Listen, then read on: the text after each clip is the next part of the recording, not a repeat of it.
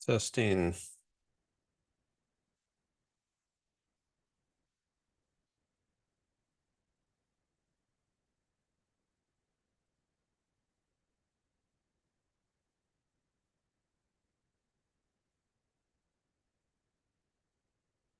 Testing.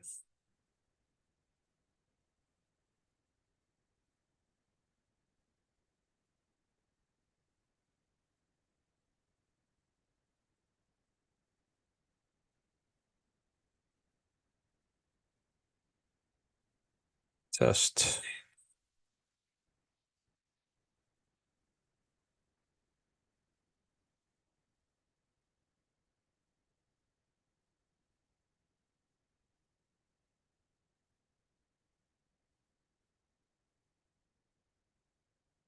Test.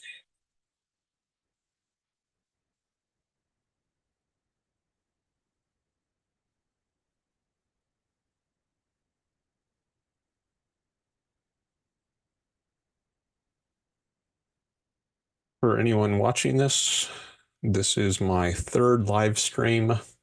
This is all very new to me, so I'm testing things out and still working on building an audience. Oh, wow. 5 people have showed up. So this is going a little smoother already than the last time.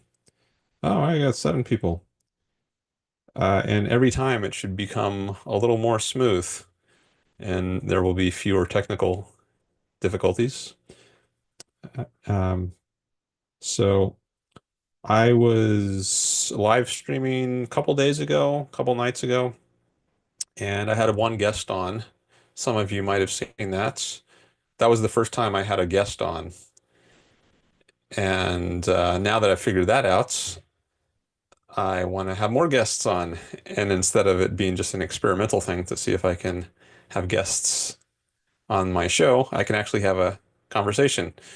And I did some of that last time, but um, I want to have debates, discussions, and there could be some other types of, well, I guess maybe that's exhaustive of what I want to do. Um, but anyways, I want to do more live streaming.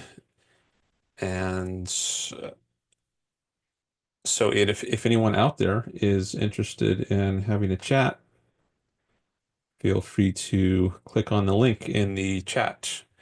There's a that will get you onto the Zoom call with me. You can also just type in the chat if you want to say hello or um, anything really. So um,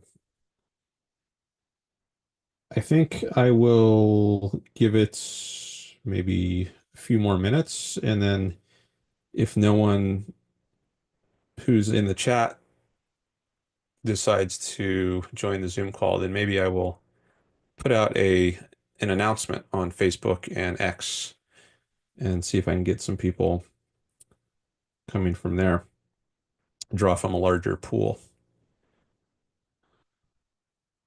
Let me take a look at the YouTube analytics on my phone.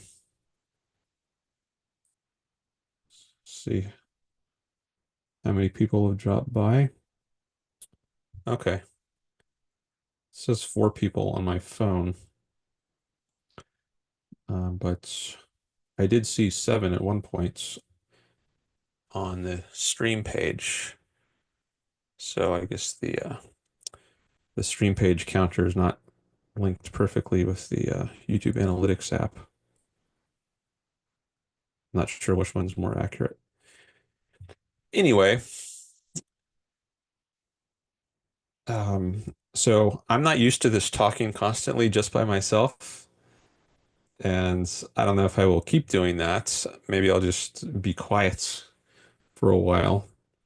But I'll still be here, and the invitation is open if anyone wants to come on here.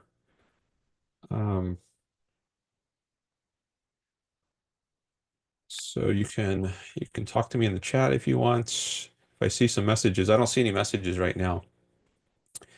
But if you want to you don't have to come on to a Zoom call if you just want to type in the chat. We could also talk some that way. Uh, and there was something else I was going to do. Oh, I remember. Someone put a comment on my last live stream video, and I thought maybe I would reply to that. So since no one's come on yet right now, maybe I will go take a look at that comments from a couple of days ago and say some things about it. Let me go there. And,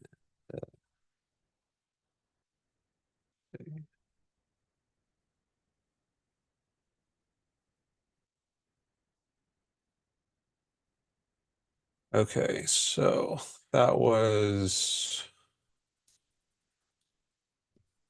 from Lahopi. I don't know if I'm pronouncing that right, but the screen name, oh, I got another subscriber, up to 810 now. Great. That's actually the highest number of subscribers I've ever had. So thank you for whoever just subscribed. It fluctuates, it goes up and down. It's kind of like the stock market, but there's a general trend in the upward direction if you take a long-term view. So, but I've never gotten as high as 810. So even if it goes down, it's never gone this high. So I'm glad to reach that new threshold. All right. So over in the live tab is where I'm going to find the comment from the last live stream video. And what's nice now, I know you all can hear me because I know how to test that on my own.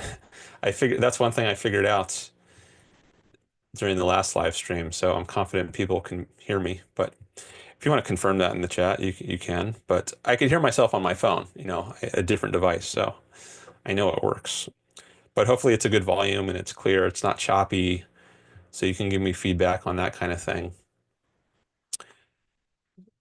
All right, so where is...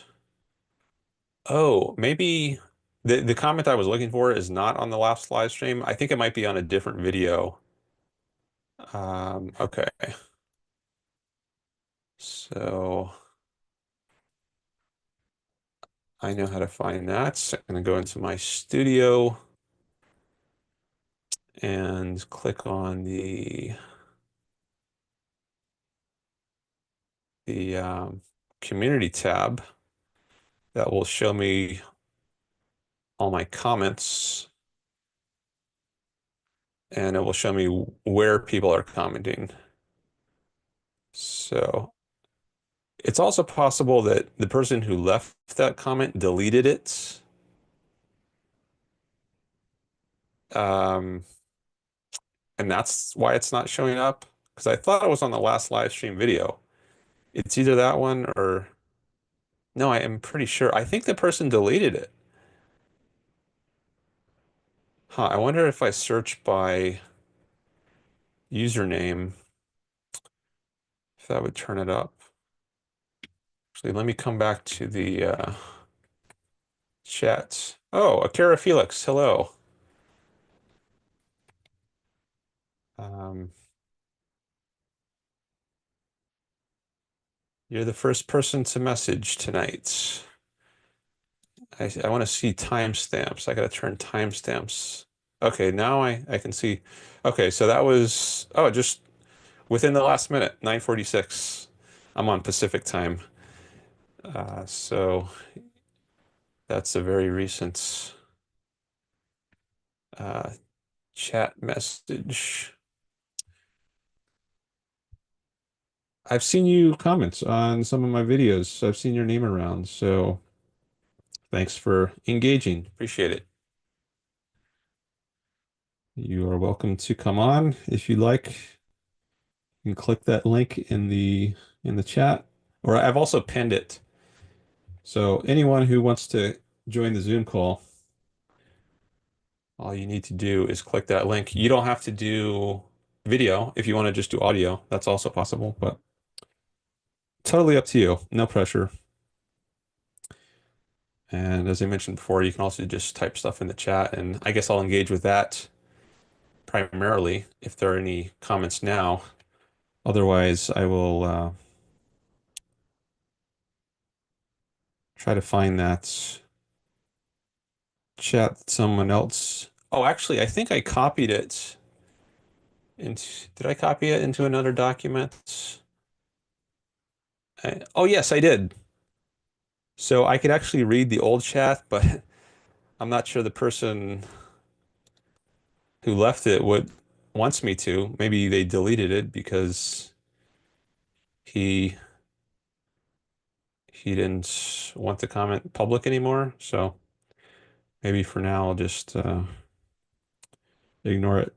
But I should see the comments in the order they were left if I go into my YouTube Analytics app. And that was one of the last few.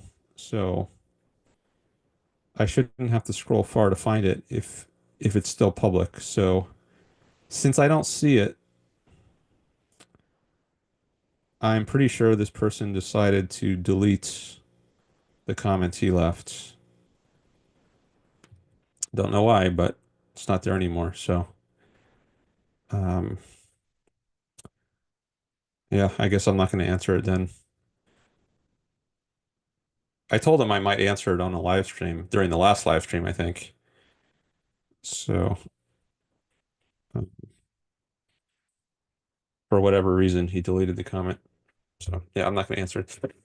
Okay, so I said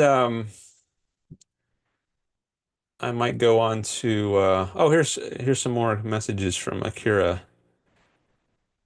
Yes, I just started streaming recently. Um, so what I've done in the past is I've done premieres of videos, and a lot of people they can be confused between a premiere and a live stream. So the difference is that a premiere is a pre-recorded video, but it has a live chat. Um, so the I've done many premieres in the past, like debates and discussions with people, but those are videos I've recorded at a prior time to the time that they premiere on YouTube, so I can participate in the YouTube live chat that's going on at the same time as the premiere of the video. But now live streaming, as opposed to a premiere, is the video is actually happening the same time. This is not something I pre-recorded right now. So you are here with me. Um, and it's totally live. I mean, aside from like the 15-second delay, um, this is a live stream. Um, so I haven't stopped live streaming because I've never started it before until so my first live stream was, I don't know, 4 days ago, something like that. I think within the last week. And it was just a test to see if technically I could do it. I didn't have any guests on that time. Um, I was mainly the main challenge during the first live stream was to get my sound going. So at first people couldn't hear me, so I was having some mic problems. Had to troubleshoot those, figured that out. And then a couple days later, which was 2 days ago now, um, the next challenge was to see if I could bring somebody else on and have a Zoom call with them and live stream that. And I eventually figured out how to do that. Uh, Charles Painter is the person who came on, and you can see that call. That was in my last.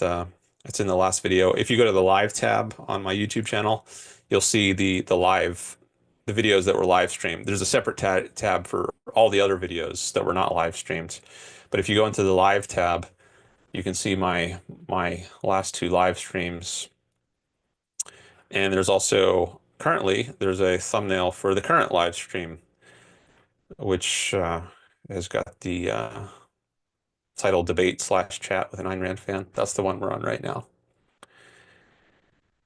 Okay. sometimes hateful people get their accounts deleted rather quickly. This person wasn't hateful, if you're referring to the person whose comments I was talking about. Um, it was there was nothing like um, there wasn't bad language in it or anything. Um, so I don't think his account would have been deleted. I think he just decided to delete his comment for some reason. Um, and then, okay, yeah, it gets confusing. A couple days ago, I wasn't entirely sure if Yaron was live streaming his conversation with some podcast guys and realized after an hour it was being premiered. Yeah, I think so. There's this red line at the bottom whenever something is happening, either a live stream or a premiere. But I think if it's a live stream, it'll just say live. If it's a premiere, it'll say premiere. I think in red, right above that the red progress bar at the bottom. Actually, let me see how it appears on my on my phone. Yeah, it says live with a dot next to it, but it'll say premiere if it's a premiere.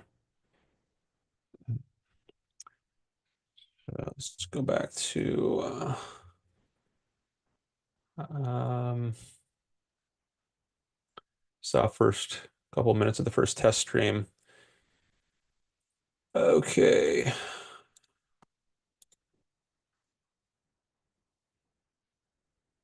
let's see if anyone else is. Just a couple people. It looks like it might just be you and me right now, Kara. Oh, it says two watching, but once when I did a live stream test, it said zero watching, but I was on it. So maybe it wasn't counting me. So maybe there are two people in addition to me, but I think usually when if it says two watching, that includes me. So it might just be me, you and me. Um, all right, so I will wait. Three watching now. So I'm gonna wait till 9:56.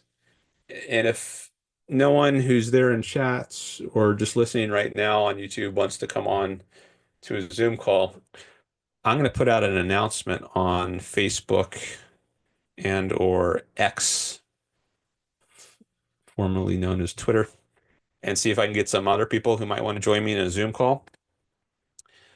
But yeah, let me just give it one more minute.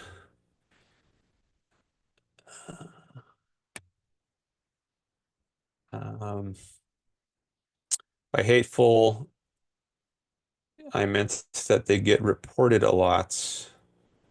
Sometimes it doesn't even have to be actually offensive. Yeah. With this comment, I don't think there was any problem at all with it. I don't think YouTube would have taken any action on it, even if someone did report it for some. I have no idea why someone would have reported this question. It was a fine question. It wasn't offensive at all. Yeah, it is pretty late, you say. I don't know what time zone you're in. For me, I'm at Pacific time, so it's 9:55 p.m. Pacific time. And I don't think I'm going to go past 11. So I'm not sure exactly how long I'm going to be on, but probably not past then. Uh, all right, it's 9:56 now, so I will put a an announcement out on Facebook. See if I can bring over some more people. I know I've heard oh, that's not what I wanted. Oh, I hope this is not going to be a problem logging in. Sometimes I've had problems logging into Facebook, and it looks like I was logged out and now have to, usually I don't have to log back in. I'm just automatically logged in. I don't know why it's, huh.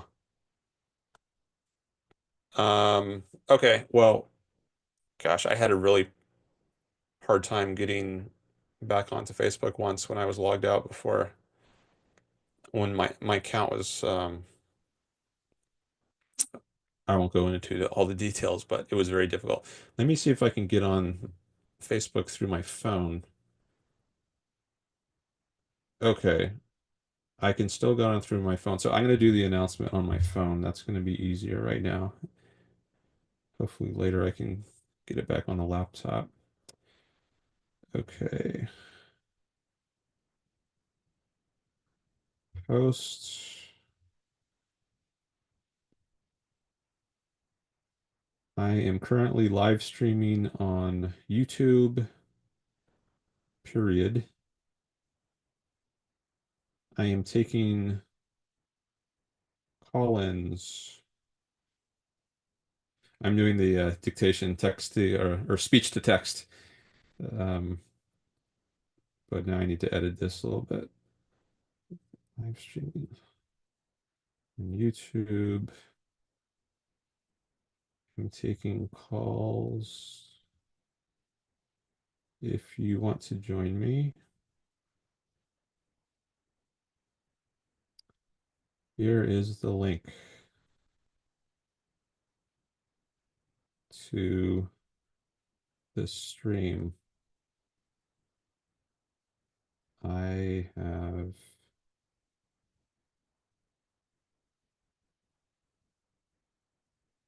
pinned the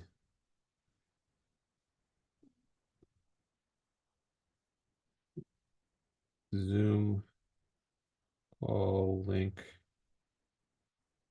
in the live chat on YouTube.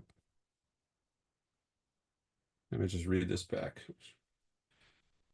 YouTube, I'm taking calls if you want to join me. Here's the, I forgot the word link. Here is the link to the stream. Oh, actually, let me put a, okay. Now I have to copy the, where's the share button? Oh, here we go. Share, copy link. Oh, I think I could have done this in a more efficient way. Um, oh well, maybe next time. To calls. If you want to join me, here's the link to the stream. Okay. I pinned the Zoom call link in the live chat on YouTube. Okay, I think that's gonna work.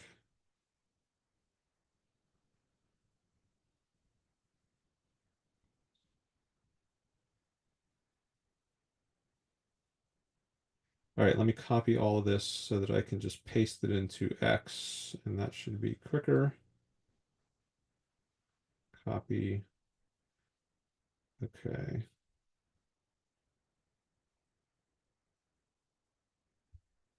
All right, where's the, whoops, keep editing. Where's the post button? Here we go. Posts. All right. Go to my Facebook page on the phone just to make sure it got posted. Okay, I see it there. YouTube, I think calls. If you want to join me, here's the link. Maybe I should edit it to say how long I'm going to be on. I'll just leave it there. Maybe I'll just delete this post after 11, and then no one's going to see it after that, and it'll be valid at least until then. Okay. Let me come back to the see if anyone's shown up on anyone else has shown up in the live chats. Oh, Kara, you say you think you're the only one. Yep, you're the only one. Well, you're the only one chatting. I don't know if you're the only one here. Oh, it says two watching, yeah, so probably just you and me right now. But maybe we'll get some more since I just put that link out on Facebook. And I'm going to put it out now on X. Okay, paste. Here's a link to the stream. All right, post. All right, I've sent it out to X as well.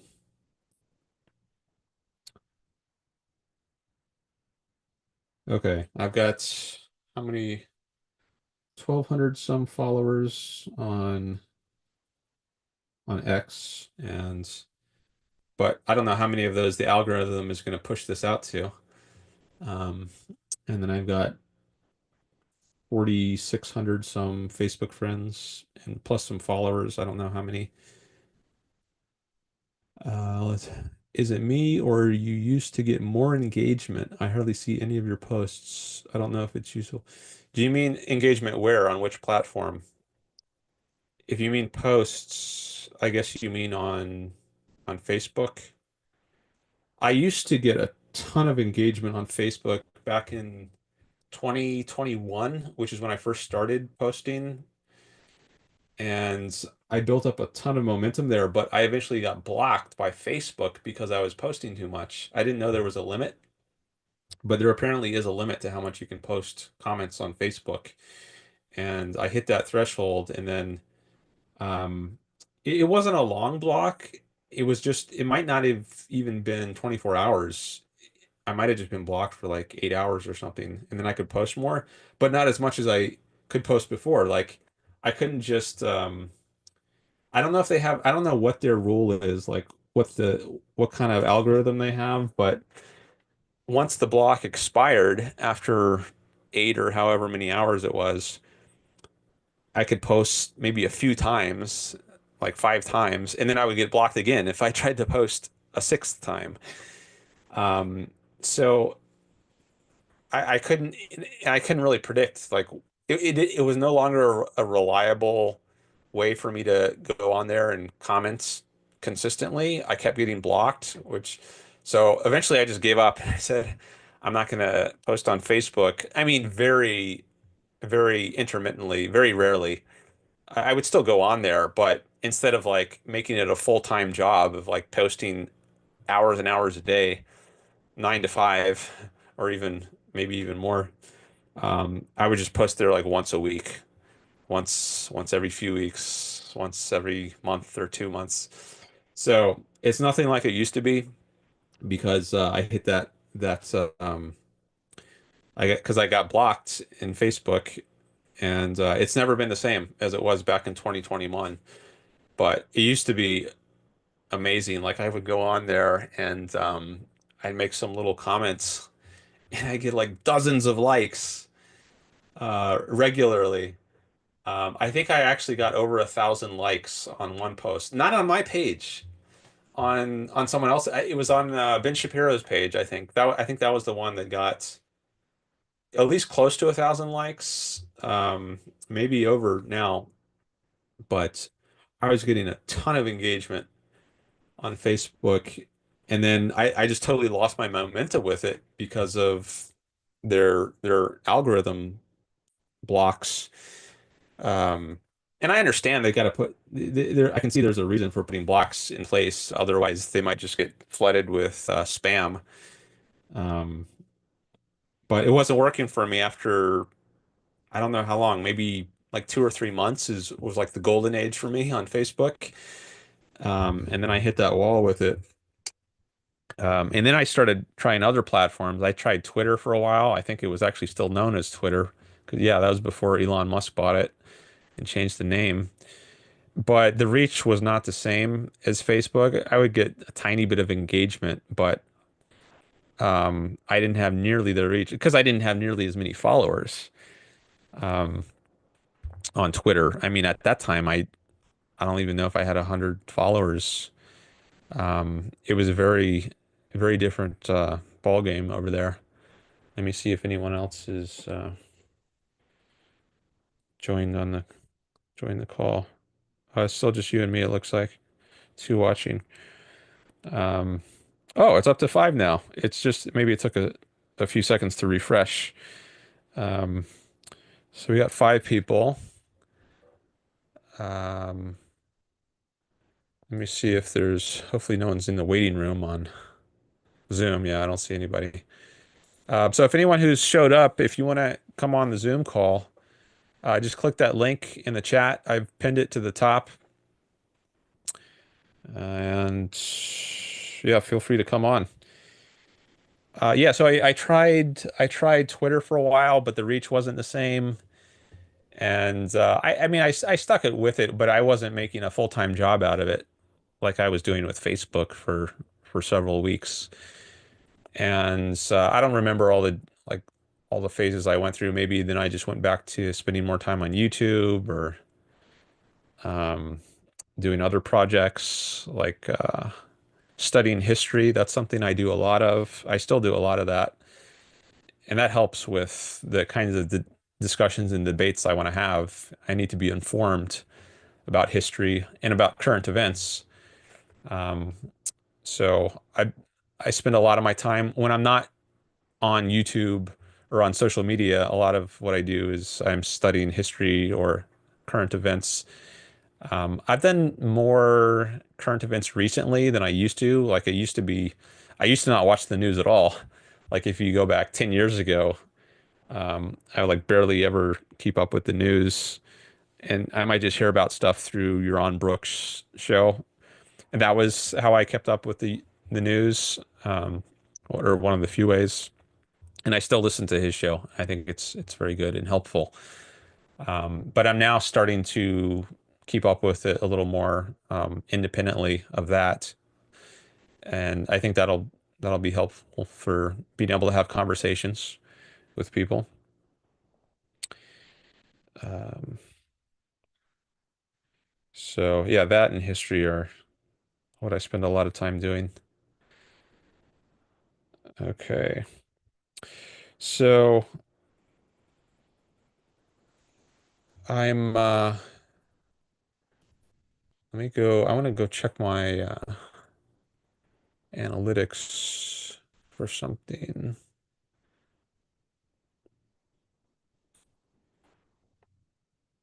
Okay, still at 810 subscribers.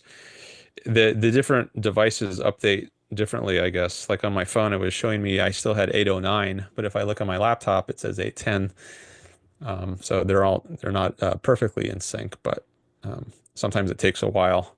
Also, the live chat replay, I thought I forgot to save it on the last live stream I did a couple days ago.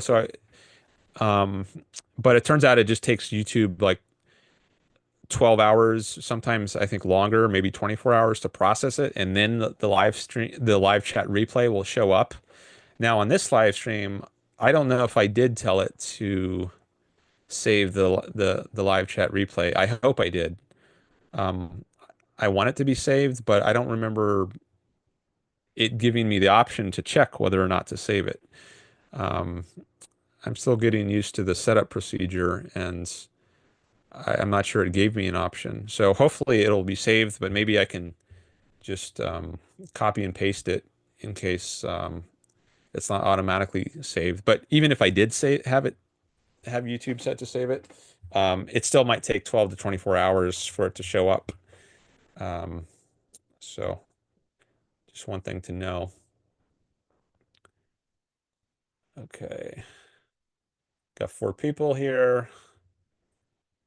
Um, Akira says Twitter is not good for objectivist content, in my opinion. I think it's okay for free market stuff, but nothing else. Uh, I remember someone when I hadn't really started using Twitter yet. I mentioned to people that I was gonna go there and try it after the Facebook stopped working for me, and some people said, "No, Twitter is garbage." But I don't really notice a big difference between the two platforms. and I think it's to some extent it is what you make of it. Like if you, I do block people if they're trolls or they're rude, um, and I do that on any platform. So, but I haven't noticed like there's more trolls on one platform or the other. Um, Maybe there is though, and I just haven't. I don't have a large enough sampling size. Uh, so I've recently also started using Instagram and TikTok. Um, I've got a few short videos up on each platform, and I might do more there, but feel free to follow me there too if you want. Um, yeah, and I might do more there, but then I started live streaming on YouTube. So I've been bouncing around between different things. I'm trying different platforms, and I don't know like what's if one of them is going to be my dominant platform. Like for a long time, I've considered YouTube to be like the main thing, and Facebook is just kind of like an advertisement for YouTube. So like whenever I would put out a video, a new video on YouTube, I would announce it on Facebook, and same with X or Twitter. And I considered YouTube to be the main platform, but I don't know if it's always going to be that way.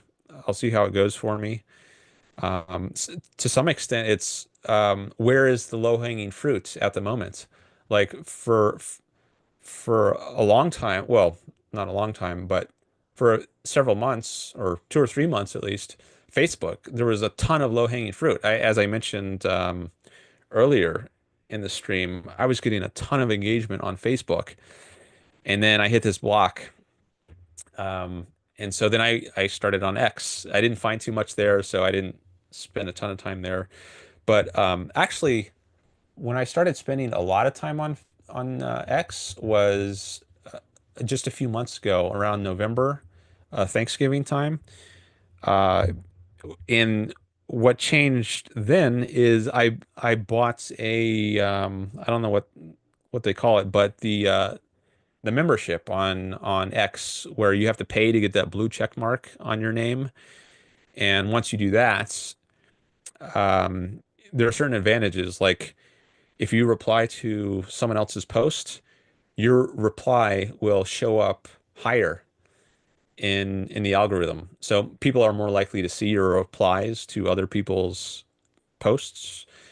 And I did see a significant increase in engagements after I bought my Twitter membership and got that blue check mark. So there's a little trick for anyone if you want to get some more engagements. Um, you can pay for the membership. I think it's like $8 a month, but there was actually a special going on at the time I bought it, so it might have been even. I think it was even cheaper than that, at least for the first year. It was like $4 or $5 a month on average. Um, so there was a nice little boost in engagement after I signed up, and then for I don't know how long it was, maybe a month or two. I was seeing I got a surge in followers on um, on X. So I was under 1,000 followers for I don't know how many years, um, but s- maybe I should count it as I actually started an account on X or it was Twitter back in like 2015, I think, 14 or 15, and I didn't really start using it to post things on my own until 2020 or maybe 2021. So between like 2021 and 2024, so like 3 years roughly, I had grown from, I guess, close to zero followers to, I don't know, maybe eight or 900 followers. So it took like a few years to get up to eight or 900. But then all of a sudden in like maybe like 2 months, I got another 300 followers, 300 or 400 followers. So there was a big spike after I did that membership thing. And also, it wasn't just a large increase in the number of followers on X. It was also um, number of views on my comments. So I was getting thousands of views on some of my comments, tens of thousands in some cases. I think the largest one I had might have been over 100,000 views. And so I had a ton of momentum.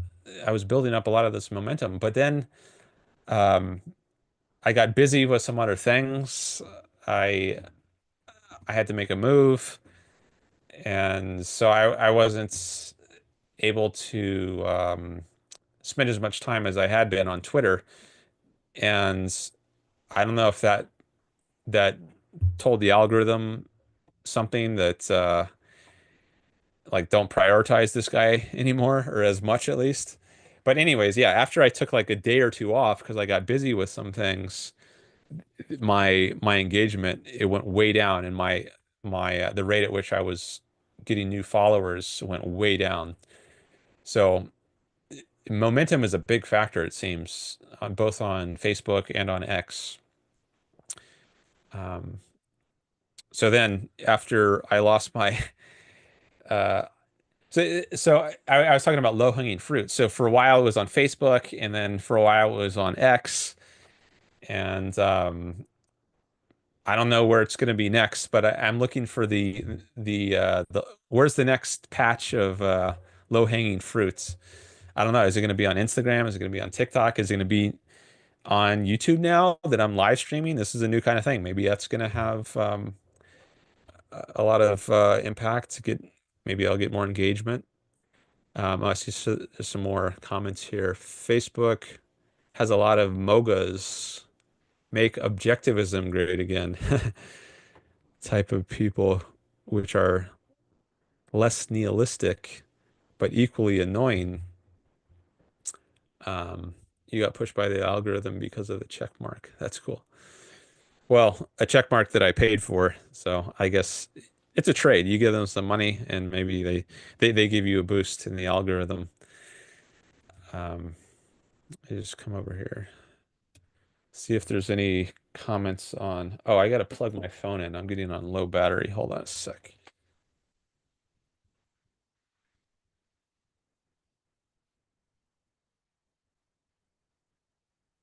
Okay. Let me check Facebook to see if there are any replies to that post I put out. Uh, doesn't look like it,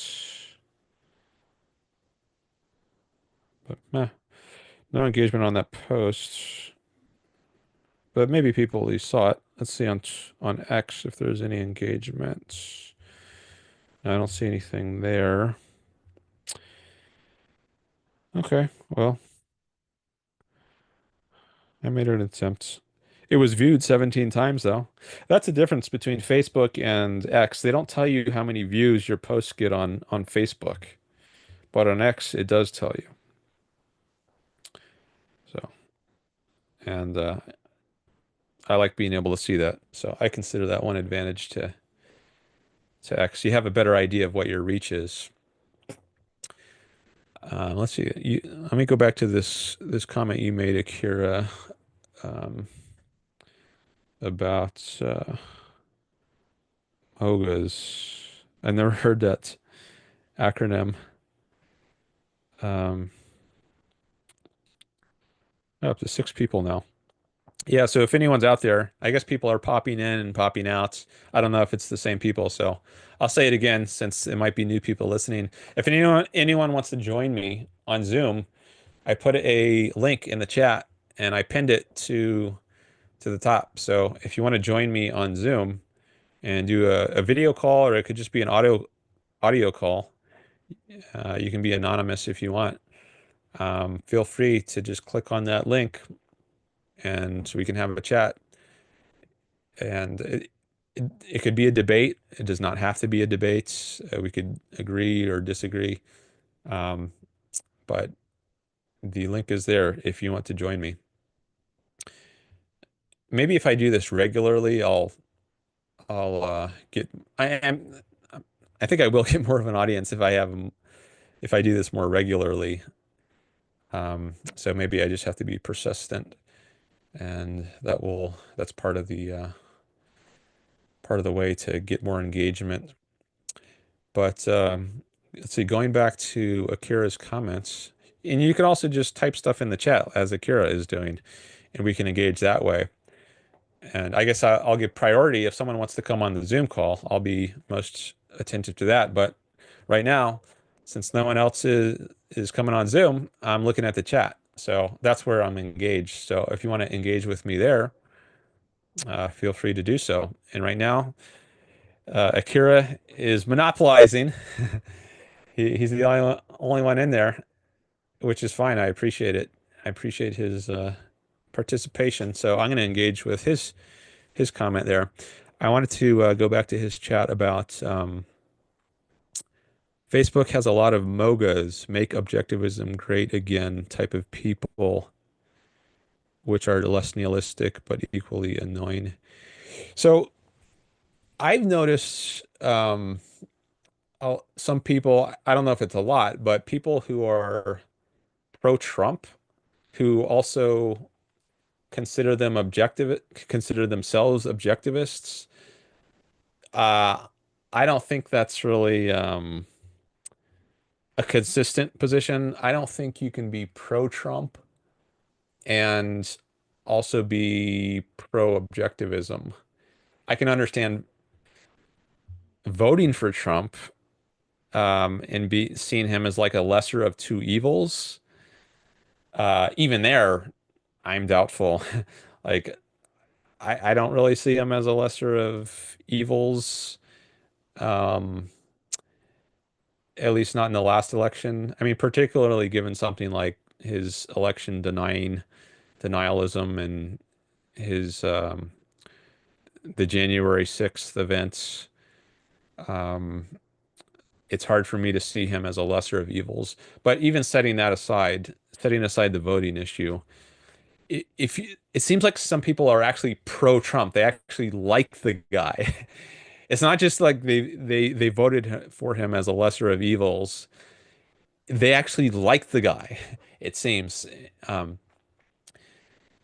and that I just don't see how that is consistent with objectivism. Um, but it does seem like there's a I don't know if it's I would want to say sizable group of people, but um, there are a lot of people, it seems, who there are people, I should say, who seem to like Trump and who also are in the objective sphere. What's the word I want to use?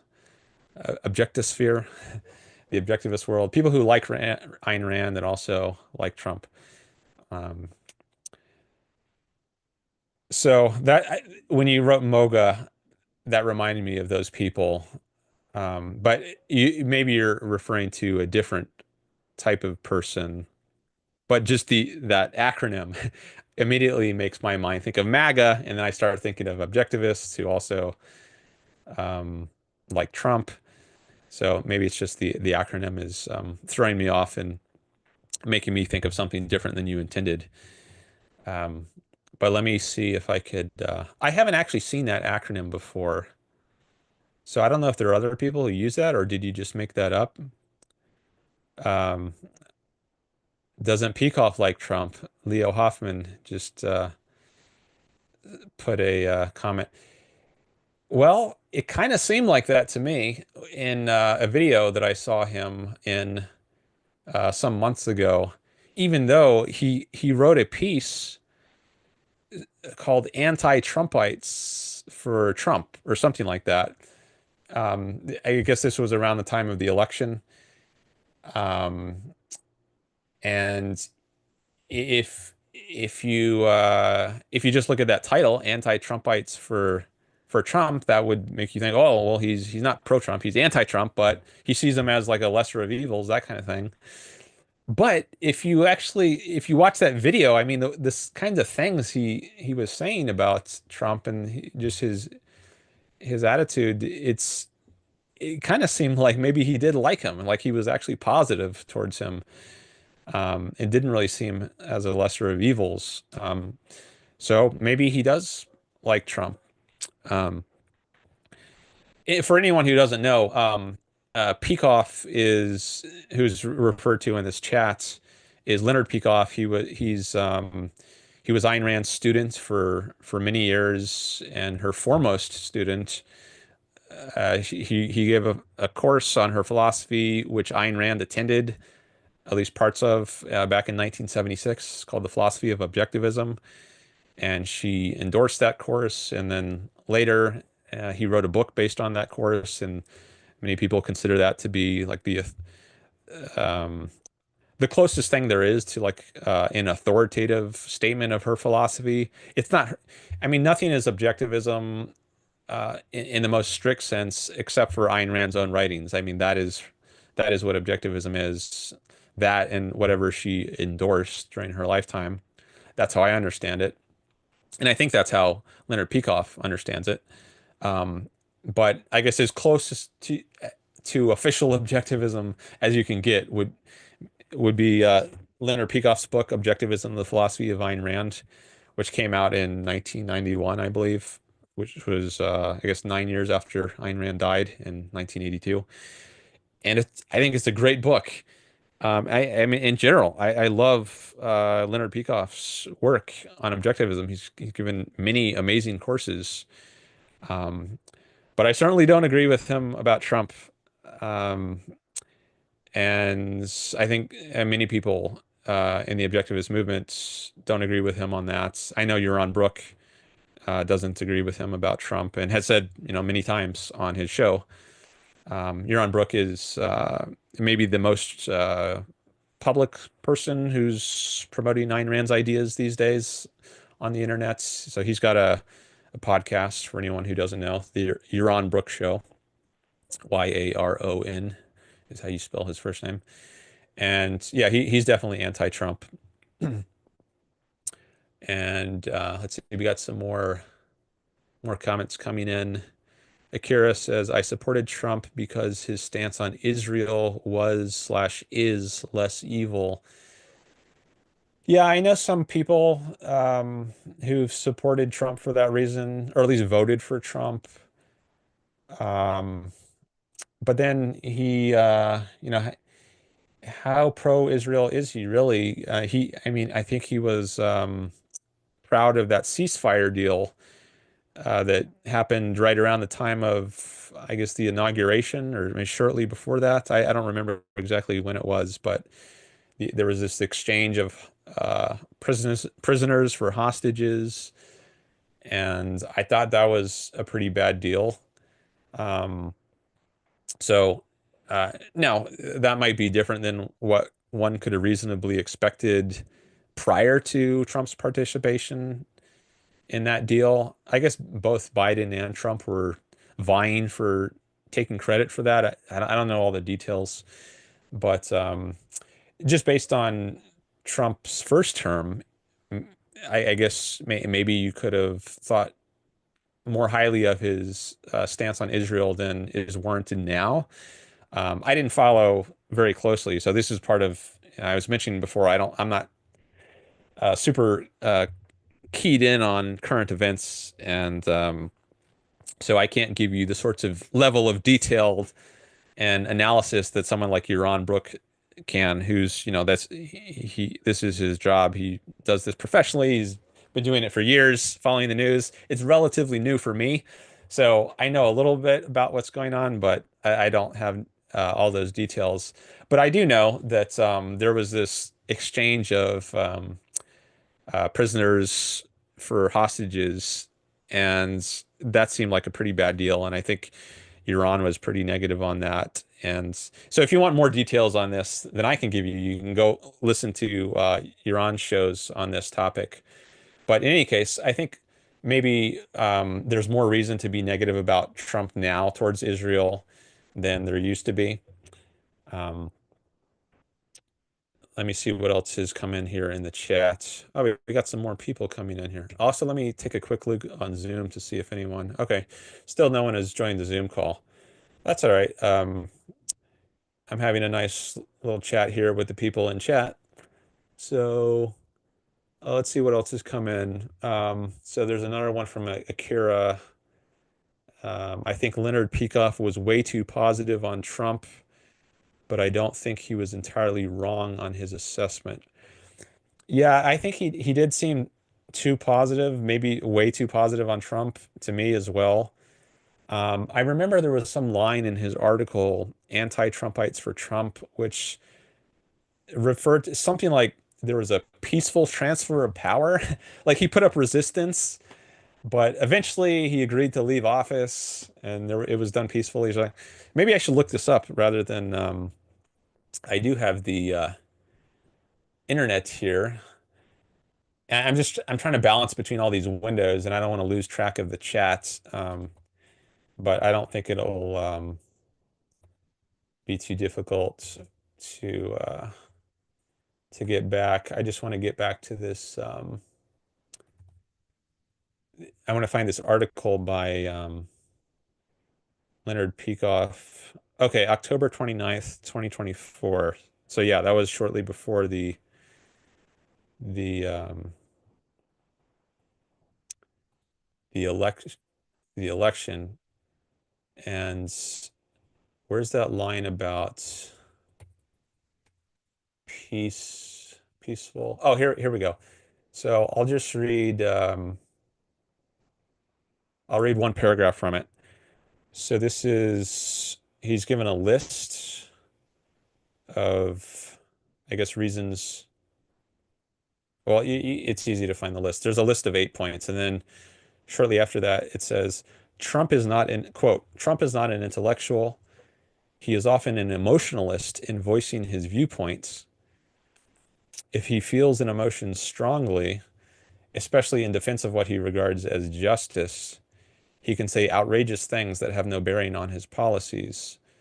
For example, when he was convinced that he was cheated in the election of 2020, his statement about the Constitution amounted to the assertion, quote, the courts be damned, unquote. But in the end, he left office peacefully. And then close quote from Peikoff. So that part about he left office peacefully, I mean, how does that square with January 6th? I mean, he didn't do a military coup. Although I heard he was trying to replace people in the Defense Department and the Pentagon or something with people who were more loyal to him and maybe would have more likely taken his orders. Um, again, I don't know all the details, but j just January 6th. I mean, my understanding is that he could have put out a tweet or something much earlier than he did to try to call off the the rioters, the invaders of the Capitol, but he waited for some number of hours while this mayhem was going on, and police were being assaulted and so forth. So, I mean, is this can you say that he left office peacefully when he's allowing something like this to go on? And then he pardons them. He pardons them once he takes office, blanket pardon of every single one of them. Um, Now that happened after Leonard Peikoff wrote this, so I don't know what he would think of that. But even before that, um, just given what happened on January 6th and what Trump did or failed to do, can you really say he left office peacefully? Um, I'm doubtful of that. Um, yeah, I don't know how closely Leonard Peikoff follows exactly what happened. Like I don't know if he knew that Trump could have called this thing off or put out some tweet much earlier than he did. Um, but in any case, it's certainly questionable to me whether it would be right to say Trump left office peacefully. Okay, let me go back to the chat to see what else has come in. And Um, Nico Silva says Trump's stances on everything is so unprincipled, it's impossible to support him.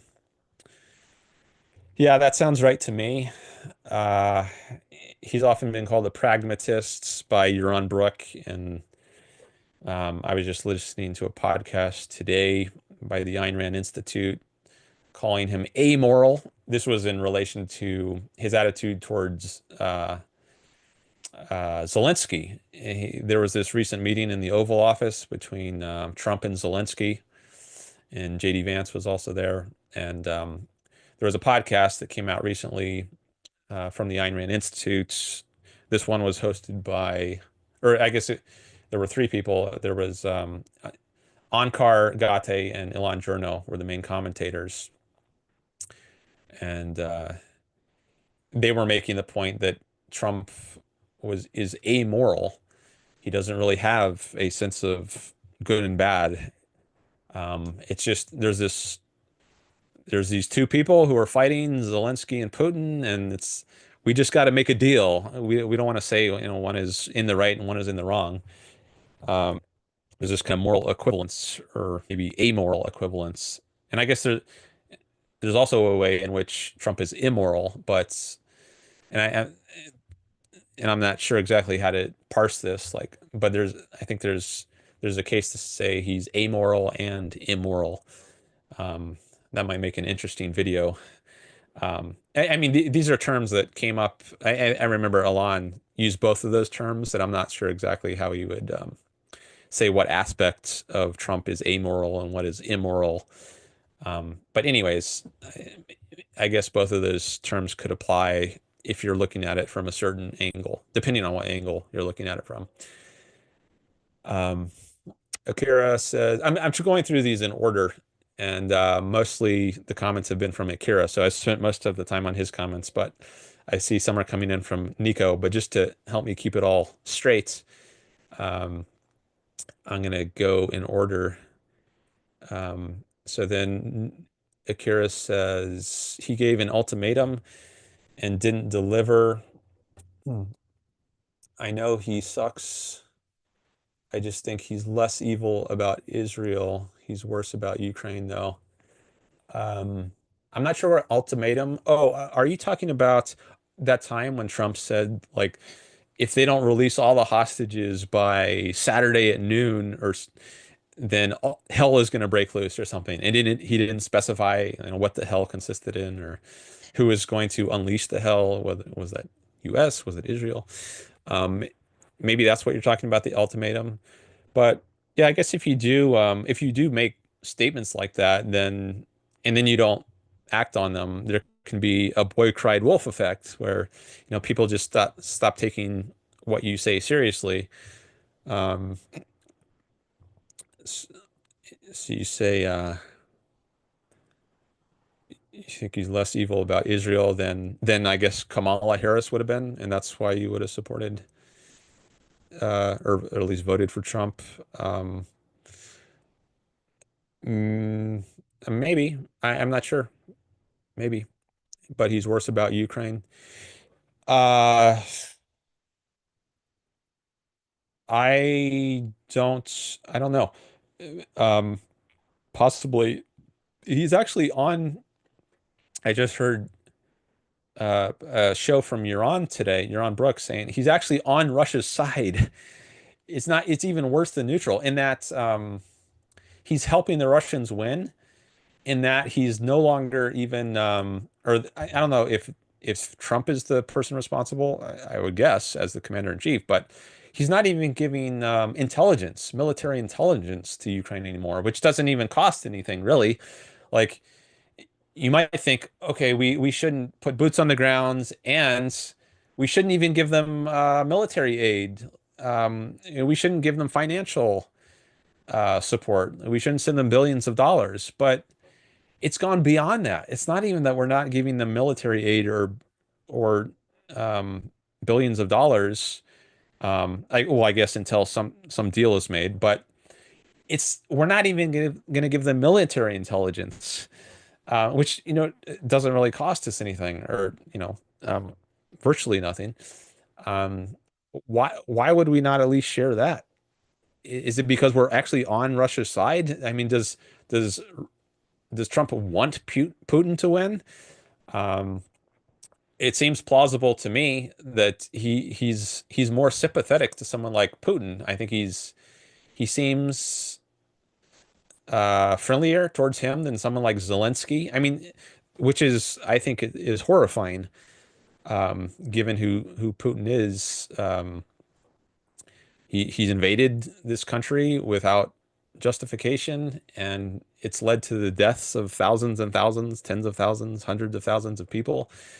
Um, Yet it doesn't. It seems like Putin is more sympathetic to him than to Zelensky. Um, I think there's a lot of people who, and maybe that's because he's got the soul of a brute, and for that reason, maybe he identifies more with something like Putin, who is a brute himself, or someone like the leader of North Korea, who he's sent love letters to. Um, so, given their psychological similarity, I guess it's maybe not surprising that he would seem more friendly to the brutes of the world than to the people who are more on the side of freedom. You know, obviously not to say Ukraine is perfect. Sure, certainly not. But compared to like Putin, they seem like they're radically different. Um, Let me go through some more of these chats. Nico says, why wasn't there more support for presidential challengers like Chris Christie? Um, yeah, it's a good question. Or Nikki Haley, I think that was the top choice for Iran, like if he had to vote for one of them. So who else was in the running there in the primaries? There was Ted Cruz, Ron DeSantis, Nikki Haley. And I don't remember like how long they all lasted and who dropped out when. Um, but I guess a lot of people have decided in like Trump that if you don't support Trump, if you're not on the Trump train, there's no place for you in the Republican Party. And it seems like, Trump basically owns that party now, and you have to do his bidding, or you're not going to succeed in politics. And maybe a lot of people they they care more about being popular or getting elected than they do about the truth and what's good. Um, Maybe to some extent, it's just an issue of free will. Like you just have to choose as an individual, am I going to stick with the truth or am I going to do what's most popular? And maybe a lot of people are just making a bad choice on that alternative. Um, might have more to say about this later, but let me go on here. This is very new for me. I've never like fielded questions live like this, or at least not to the same extent. Like I've done some debates where I take live questions, but where it's just a stream of question after question, which I welcome, right? I'm not saying I don't want to do this. This is cool. This is great. I like having this engagement. I'm just saying it's new. So I am figuring out good ways to do this, and like I have to decide like to what level of detail do I want to go in, how much do I want to spend, how much time do I want to spend on a given question. Um, there's a lot to consider. And right now, I'm going to see what else is in here that I haven't gotten to yet. So, so just yeah, why wasn't there more support for other presidential challengers? Um, Maybe it's partly lack of education. I think America has a very bad education system, and people they don't know how to think and evaluate very well. and also lack of exposure to something like objectivism. And if someone has not come across objectivism, you have to cut them some more slack compared to someone who does know about objectivism. I think objectivism is an amazing tool for helping you to understand the world and act rationally, make rational choices. Um, and a lot of people haven't been exposed to that. But, part of the reason I'm doing what I'm doing, trying to be active on social media, is to expose more people. And of course, other people are trying to do this as well. You're on Brook, the Ayn Rand Institute, I think are good, doing a good work and exposing more people to these ideas. Um, so maybe if the Ayn Rand's ideas can get out there, then more people will make more rational decisions. Um, but unfortunately, even a lot of people who do know about Ayn Rand, I think are not making good decisions when it comes to who to support here.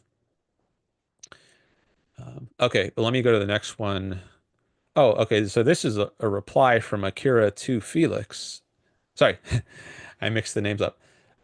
The first and the last name. It's a reply from Akira Felix to Nico Silva. And Akira says, literally anyone else in the Republican Party was better than Trump.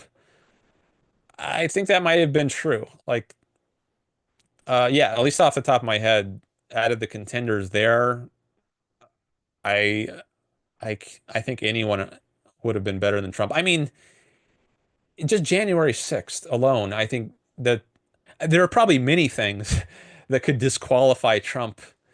Um, like his handling of COVID, you might think. Uh, at least I've heard some people say who know more about his handling of COVID than I do, um, that alone would disqualify him. But I do know about January 6th and his election denying. But that alone, I think, puts him in a different category than the others of the primary contenders. So yeah, I think I agree with you there, Akira. Anyone else would have been better. And then Nico says, too many kiss the proverbial ring. That's weak. Yeah. Yeah. Bowing down. And then you had also, so not only politicians, you might think, kiss the proverbial ring, but also business leaders. So there were, um, so I saw that Jeff Bezos and Mark Zuckerberg, maybe there were some others, they went to Mar-a-Lago and they met with Trump, and I guess they made a donation for his inauguration or something, and they attended his inauguration. Um, and that concerns me. Now with them, you might think and I think some people have suggested they're trying to curry favor with him, kiss up to him, because they don't want to be on his bad side and have him ruin their business. Because he did threaten, I think, to take action against Bezos, for the Washington Post, something to do with that, and maybe because Facebook didn't give him favorable treatment, at least for a while. I think he was banned on both Facebook and X for a while, but then eventually reinstated. They reinstated him. So, but in any case, I question whether they should have made a meeting to Trump or donated to him, um, even if doing so gives them some kind of short-term benefit, like they're less likely to be attacked by antitrust or something. I think it would be much better if they made a stand against him, like a public stand. Um, and I'm going to give a plot spoiler. So for anyone who hasn't read Atlas Shrugged, you might want to tune out for a little bit.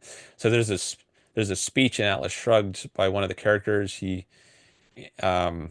Reardon, and in a courtroom, and he's well, I won't go into it much, but if Bezos or Zuckerberg did something like that, I think that would be amazing and excellent and have a great impact. I don't know um, they're if they have the knowledge or agreements with that to the level they would need to make that sort of statement. Maybe not, but anyways, I I think if they made some kind of stand against Trump, that would be better than trying to curry favor with him. Um, but there was also, I thought of this. So Bezos, some a week or two ago, uh, recently he put out this statement of policy about the Washington Post. Like he was now going to have the opinion section of it at least be pro free markets and pro personal liberties. And now maybe as part of that, if he follows through on that, and maybe he will start having op-eds written against someone like Trump with his tariffs. I mean, that's certainly not free market. Um, so maybe there is something like a stand that will happen sometime in the hopefully during Trump's administration, um, where Bezos is taking something of a stand against Trump through his paper, at least, if not writing it himself. Um, okay, let me come back to the chat.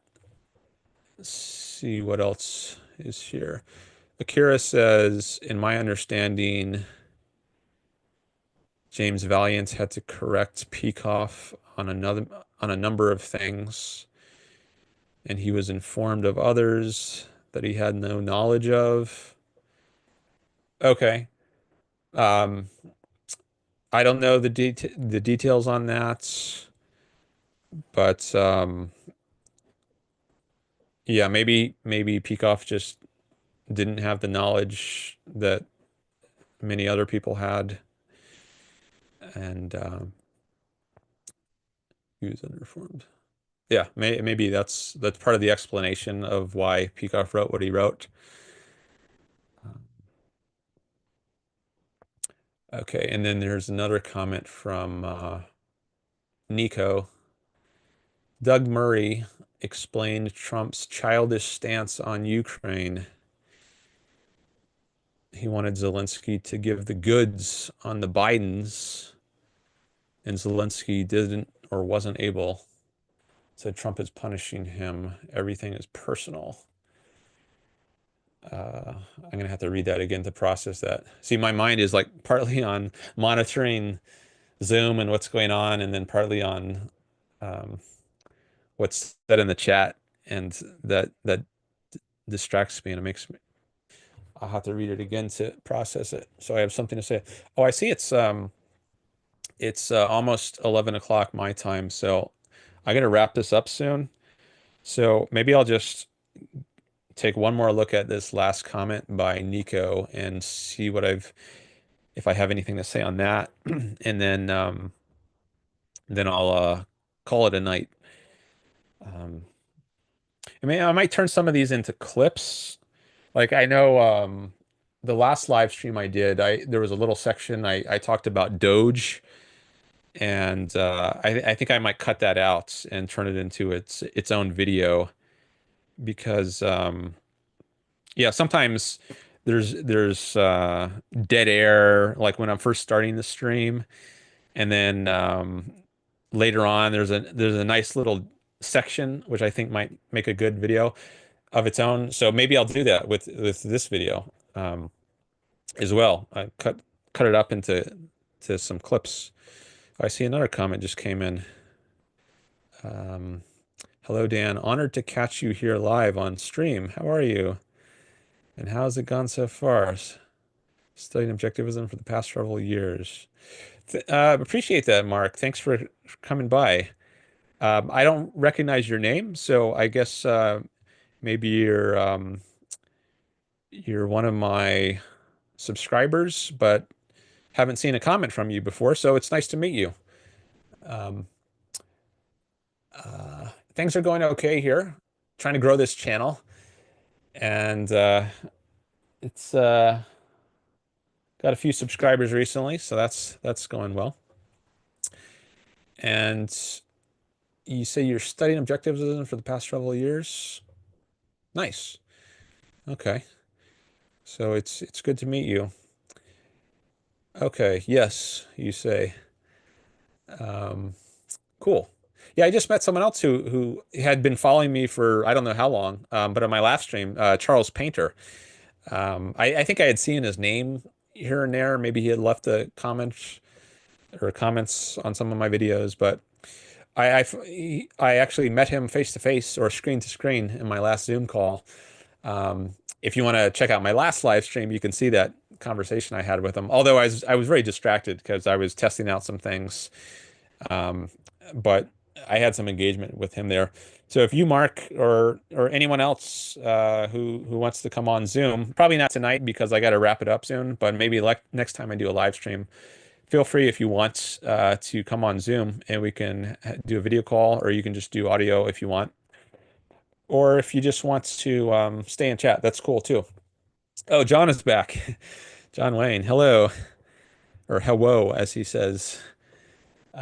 He does the different spelling, Hewwo, for anyone who's just listening.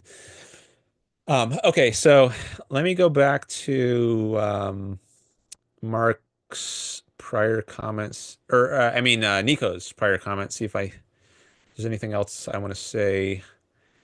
So you say Doug Murray explained Trump's childish stance on Ukraine. He wanted Zelensky to give the goods on the Bidens, and Zelensky didn't or wasn't able to, so Trump is punishing him. Everything is okay. So now I think I understand it a little better than when I first read it. Um, so I guess, so as I mentioned, I'm kind of new to following current events. I mean, compared to someone like Yaron Brook, who's so steeped in all this stuff. So, um, there's a lot I don't know about this, but I guess by the goods, maybe you mean something about like Hunter Biden, and there was some scandal there, and um, Zelensky knows something about that, and Trump wants to find out what Zelensky knows in order to, have some dirt on Biden for whatever purpose, and Zelensky doesn't want to give him that dirt, and so Trump is upset about that, and this is his way of punishing Zelensky by not helping him out in the war. I'm guessing you mean something like that. Um, so yeah, maybe something like that is going on. Uh, maybe that's at least part of Trump's motivation.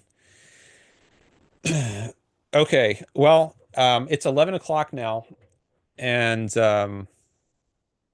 oh, Kara says he means minerals by goods. Okay, maybe I completely misinterpreted that. Um, well, you can let us know if you want, Nico, and if you want to elaborate. You can also add a comments afterwards below the video, or maybe you could come back and we can come back to this in a future live stream. Mark Thomas just came in with, he says he would be interested in doing so or in keeping in touch otherwise. I guess you mean interested in coming on to a Zoom call.